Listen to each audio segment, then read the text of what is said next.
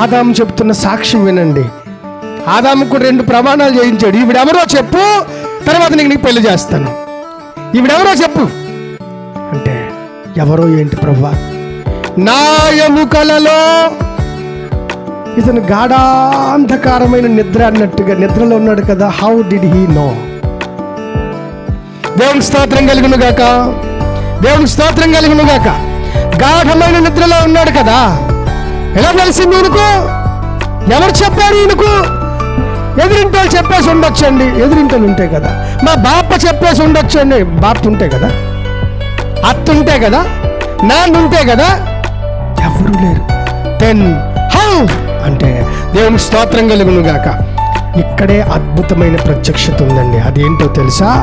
ఆదాము యొక్క భార్యను, ఈవిడ నీ భార్య, నీ అంతరంగములో లేదా నీ అంతర్భాగములలో ఉండే నీ సొంత ఎముకల చేత, నీ సొంత మాంసము చేత తీయబడి నిర్మించబడిన నీలో నుంచి వచ్చిందన్న సంగతి తండ్రి అయిన దేవుడే ఆదాముకు ప్రత్యక్షత ఇవ్వాలి. ఇంకొక దారి లేదు అక్కడ.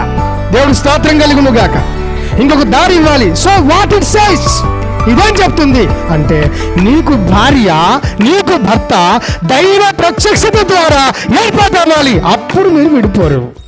ఇది అసలు విషయం. దేవుని స్తోత్రం కలుగును గాక. అలా రోడ్డుకి వెళ్తుంది, బాబులు స్టిక్ వేసుకుంది, బాగా కళ్ళు ఉన్నాయి, స్ట్రక్చర్ బాగుంది, సూపర్గా ఉందిరా ఫిగర్ అని చెప్పేసి నువ్వు ఓకే అయిపోతే నీ బతుకంతా తుఫానే కదా.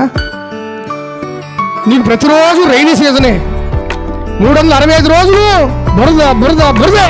ఎందుకంటే మరి వర్షం పడితే ఏమవుద్ది? బురద అవుతుంది. నీకు రైనీ సీజనే. నీకు వేసవి కాలం, శీతాకాలం ఏముండవు, ఒకే కాలం, అంతా వర్షాకాలమే, బురదే.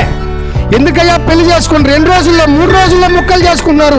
చెరుకు ముక్కలాగా చక్క చక్క చక్క నరికేస్తున్నారు. 3 గాడ్స్ పెట్టేసి, ఈ ముక్క నీకు, ఇది నాకు, అది ఎవరికో అంటూ ఎందుకు విడిపోతున్నారంటే, ఆదాముకు దేవుడు ప్రత్యక్షత ఇచ్చాడు. ఈరోజు మగ పిల్లలకు, వయసుని పిల్లలకు ప్రత్యక్షత లేదు. ఎవడికి నచ్చితే వాడిని వీళ్ళు చేసుకుంటున్నారు.